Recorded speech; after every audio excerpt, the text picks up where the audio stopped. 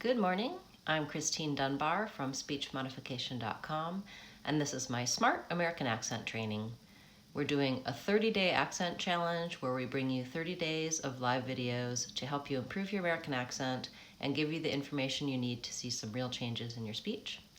You can check out the videos for days 1 through 15 on my playlist on my channel, and subscribe if you haven't already. You'll be notified when we go live and when I upload new videos.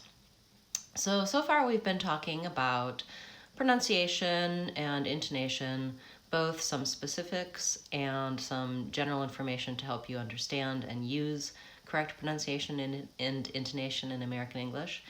And today we're going to be talking about intonation and looking at something new to help you with intonation. So far we looked at thought groups, and we looked at how to know which words were important, how to know which words were stress. Basically stress levels, stressing words in American English in sentences. So intonation, what is it? Really, when we're speaking in English, we kind of have this secret code underlying our words, and that's what American intonation is. And my intonation playlist, I have a series of videos that's designed to help you unlock this code, to understand what we're doing in our speech that is this mysterious intonation. So what do I mean by that? I want to say a few sentences for you, and I want you to hear how I can be saying the same words, the same, if I wrote it, it would look the same, but the way I'm saying it, the meaning changes because I'm going to change my intonation. So you will probably already be able to hear this. A lot of times we can understand and interpret the meaning of intonation, but we're not necessarily realizing what we're doing or not necessarily using it ourselves. So this exercise is designed to help you hear that, excuse me, and then I'll teach you how to use it. So I'm going to say the sentence, she told him. Listen to how I say it first. She told him. Now listen this way. She told him. She told him. She told him. Okay, so I said that 4 different times. Okay, sorry about that. There was a little bit of a technical difficulty. So I was saying the sentence, she told him. Could you hear how the meaning changed between she told him, she told him, she told him, she told him?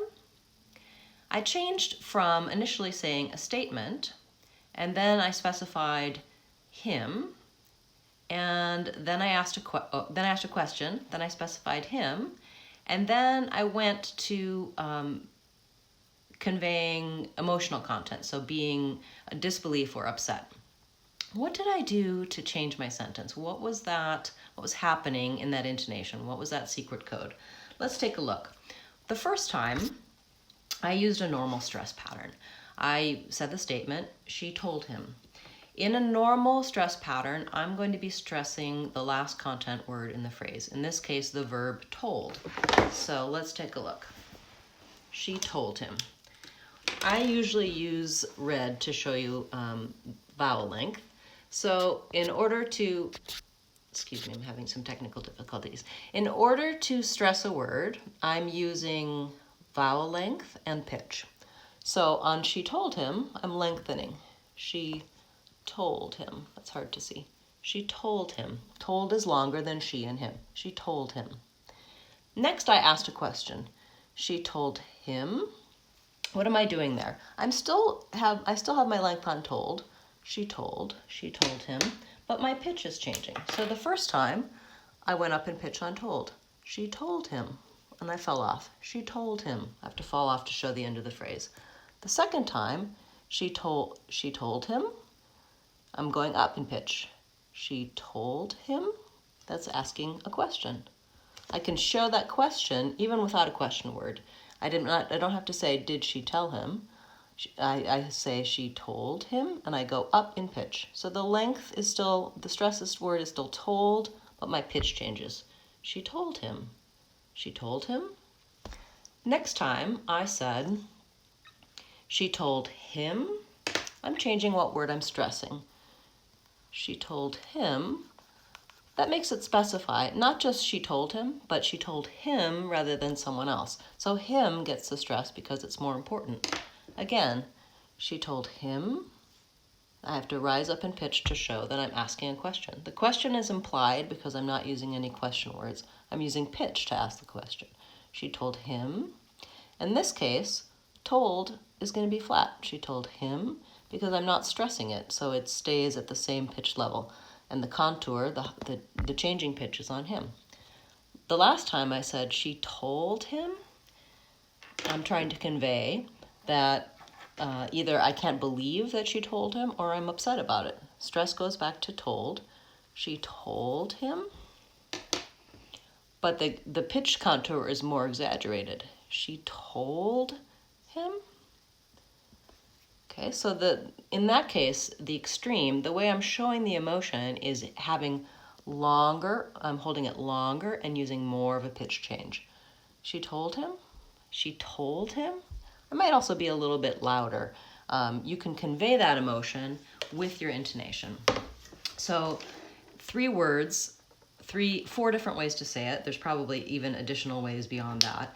Intonation is clearly somewhat complex. So how can we work on this? How can we understand it? First of all, listening and trying to hear intonation patterns when you're listening to other people speak is a great place to start. On my intonation playlist, I have a number of videos where you can listen to me speaking and you can see me showing you which words get the stress, showing you the pitch contours, showing you which word is lengthened. So developing your ear and understanding the process is step 1. Next, practice with using length on the stressed word. If you do nothing else, the most important thing is to lengthen your stressed words versus worrying about pitch. We will talk in more detail about pitch tomorrow in day 17 of the challenge, but to start, really think about how you lengthen on words. So let's try a few sentences together.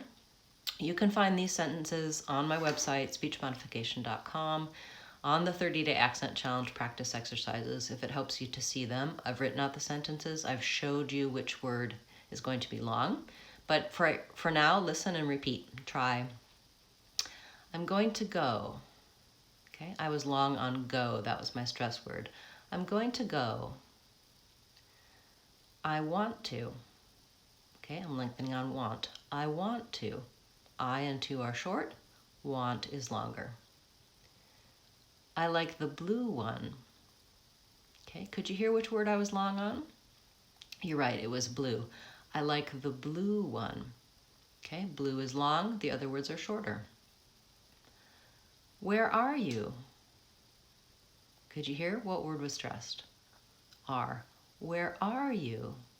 I'm also using pitch to ask the question, where are you? I'm using the question word so I don't have to say, where are you? Where are you? If I was asking the question, are you there? Are you here? I would be using pitch to ask that question. Because I use the question word, my intonation is just the same as if I were saying a statement. Where are you? Lengthening on are.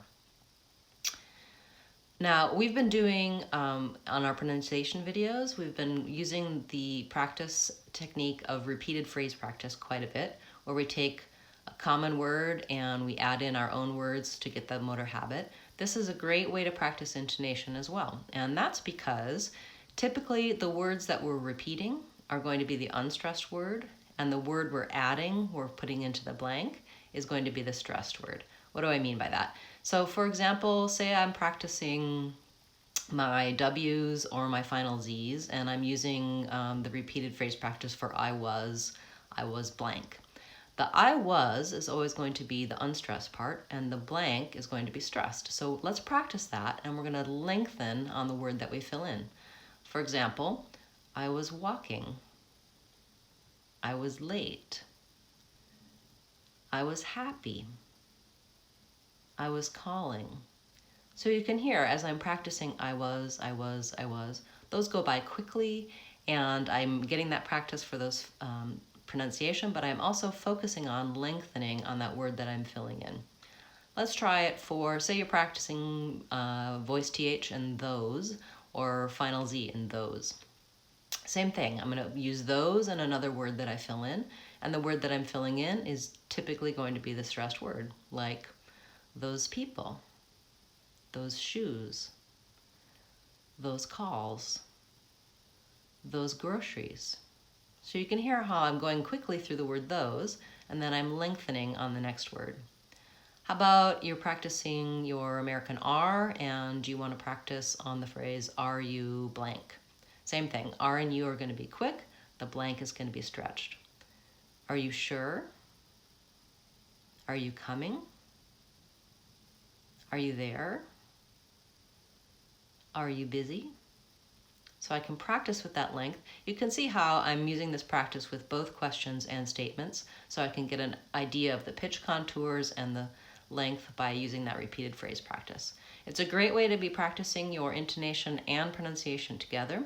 If you find that difficult, just focus on intonation first and focus on your pronunciation practice separately. But as you move through the steps of practicing, obviously in everyday speech, you have to be doing pronunciation and intonation together. And so you want to get both of those processes somewhat automatic, where you don't have to think about it as much. If you practice in these exercises where you're thinking about it and focusing on it, you can develop the habits so that when you're speaking, it comes more naturally for you. To get more practice on this, go to my website, speechmodification.com, free resources and free online practice, and you can find all of the exercises for the 30-day challenge. You can also find more practice in my playlist for American intonation and on my website. Join me tomorrow on day 17. We're going to keep talking about this topic about intonation and unlocking that secret code of intonation, looking more specifically at pitch. How do you work on developing an American accent using pitch in your intonation? So I hope you'll join me tomorrow. That's it for today. I'm Christine Dunbar with Speech Modification. Remember, if you want to sound American, you can do it. speechmodification.com.